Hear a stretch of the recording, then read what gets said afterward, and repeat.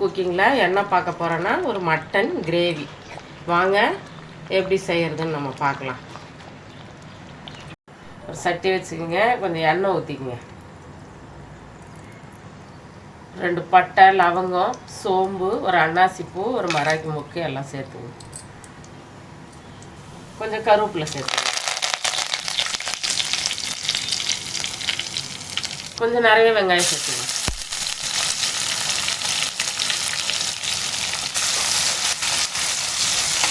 கொஞ்சம் இஞ்சி பூண்டு சேர்த்துங்க. சேர்த்து நல்லா வதக்குங்க. நம்ம தக்காளி சேர்த்துக்கலாம். தக்காளியும் கொஞ்சம் அதிகமாகவே சேர்த்துங்க. நல்லா பழமாக சேர்த்துங்க. அப்போ தான் அது நல்லா வெந்து நல்லா நம்ம சீக்கிரம் தொலையும். அப்படியே முழுசாக இருக்காங்க. நல்லா வதங்கிடுச்சு. இது கூட நம்ம மசாலா சேர்த்துக்கலாம். 1 ஸ்பூன் மிளகாத்தூள், குழம்பு மிளகாத்தூள் ஒரு 2 ஸ்பூன் சேர்த்துக்குவோம். இது கூடவே கொஞ்சம் மட்டன் மசாலா பொடி ஒரு ஸ்பூன் அளவு சேர்த்துக்குவோம். கொஞ்சமாக மஞ்சத்தூள் சேர்த்துக்கலாம். எல்லாத்தையும் சேர்த்து நல்லா ஒரு வதக்கிட்டு அப்புறமா நம்ம கறியை சேர்த்துக்கலாம்.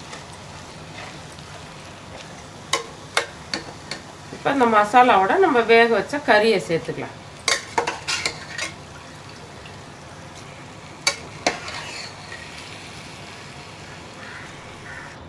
கறி வேக வச்ச தண்ணியோட அந்த கறியை நம்ம இதில் சேர்த்தாச்சு. இதே மாதிரியே செய்யுங்க. ஒரு மசாலா இதுக்கு தேங்காயெல்லாம் ஊற்றுறதில்ல. நம்ம வெறும் குழம்பு மிளகாத்தூள், கொஞ்சோண்டு கறி மசாலா, மட்டன் மசாலா அதை கொஞ்சமாக சேர்த்துங்க. நல்லா வாசனையும் நல்லாயிருக்கும், டேஸ்ட்டாகவும் இருக்கும். இது குழம்பு மாதிரி இல்லை, தொக்கு மாதிரி வரும் உங்களுக்கு. ஏற்கனவே நம்ம கறியிலே கொஞ்சம் உப்பு போட்டு வேக வச்சுருக்கோம். அதனால் கொஞ்சமாக சேர்த்துங்க. இந்த அளவு உப்பு நான் அதில் சேர்த்துருக்கேன். கொஞ்சமாக சேர்த்துங்க. சேர்த்து நல்லா ஒரு கிண்டு விடுங்க. நம்ம மசாலாவெலாம் போட்ட அந்த மட்டன் கிரேவி எப்படி நல்லா ரெடி ஆகிடுச்சு பாருங்கள். இது தேங்காயெல்லாம் ஊற்றாமல் நம்ம அப்படியே வைக்கிறது. மட்டனை வேக வச்சோம், வெறும் இஞ்சி பூண்டு, வெங்காயம், தக்காளி, மசாலா பொடிங்க மட்டும் போட்டு வைக்கிறது. எல்லாத்துக்குமே தொட்டுக்கலாம். நம்ம இட்லி, தோசை எல்லாத்துக்குமே தொட்டுட்டு நம்ம சாப்பிட்லாங்க. இது கூட இப்போது நம்ம ஒரு 1/2 ஸ்பூன் மிளகு பொடி, மிளகு சீரகமும் சேர்த்து பொடித்த பொடி சேர்த்துக்கலாம். அது கூடவே நம்ம ஒரு 1/2 ஸ்பூனு சோம்பு பொடி. ஏன்னா மட்டன் குழம்பு வைக்கல தேங்காயில் சோம்பெல்லாம் அரைச்சி ஊற்றி வைப்போம். இதில் அதெல்லாம் போடாதனால வாசனைக்கு நம்ம கொஞ்சம் சோம்பு பொடி. எப்பவுமே நான்வெஜ்ஜில் கொஞ்சம் சோம்பு, மிளகு, சீரகம்லாம் சேர்த்தா நல்லாயிருக்கும்.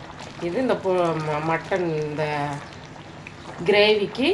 மட்டன் கிரேவிக்கு இந்த பொடியெல்லாம் சேர்த்தா நல்லாயிருக்கும். நம்ம கொத்தமல்லி போட்டுக்கலாம். நம்மளோட மட்டன் கிரேவி ரெடி ஆகிடுச்சு. நீங்களும் உங்கள் வீட்டில் செஞ்சு சாப்பிட்டு பார்த்துட்டு எப்படி இருக்குன்னு எனக்கு கமெண்ட்டில் சொல்லுங்கள். ஏற்கனவே நம்ம சேனலில் மட்டன் குழம்பு, இதேமாரி ஒரு மட்டன் கிரேவி எல்லாம் போட்டிருக்கோம்.